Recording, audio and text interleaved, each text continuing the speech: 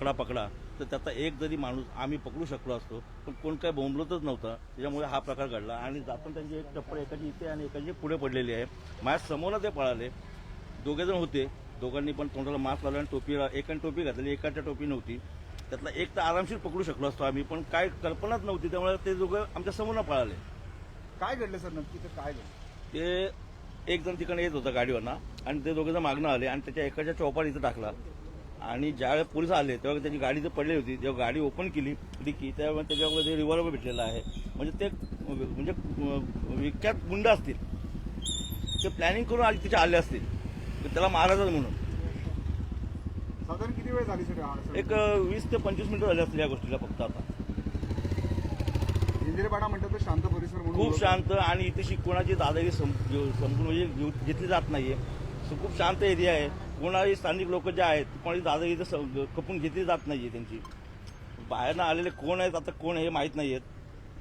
ज्याला मारले तो पण याच परिसरातील मुलगा आहे. त्याचा मानव पार्कमध्ये दुकान आहे किराणा दुकान त्याचं, आणि तो तिकडनं येत होता आणि त्यावेळी त्याच्यावरती हल्ला झालेला आहे.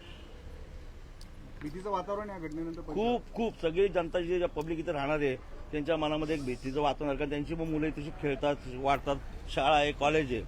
पण हा प्रकार पहिल्यांदाच इथे घडलेला आहे. असा पोलीस प्रशासनाकडे काय विनंती असेल सर आपली? पोलिसांना तीच कारवाई करा, त्यांच्यावरती योग्य ती कारवाई करा, हेच सांगणार आपण.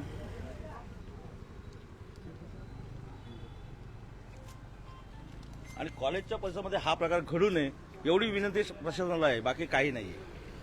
तुम्ही या परिसरामध्ये होते आणि तुमच्या समोर ते पळत गेले. हो, लहान लहान मुलं होती कळत आहे. लहान म्हणजे 17-18च्या आतलीच मुलं आहेत. एकाने टोपी घातलेली, मास्क लावलेले, आणि दुसऱ्याने फक्त मास्क लावलेले, एकाच्या टोपी नव्हती.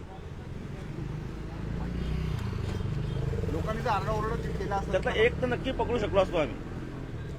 एक तर नक्की पकडू शकलो, पण कोण आरडाओरडाच करत नाही. आणि जी माणसं मागणं आली ती नुसती धावत आली फक्त, कारण बोंबललं काहीच नाही. पकडा जरी बोलले असते तरी एखादा पकडू शकलो असतो आपण त्यातला.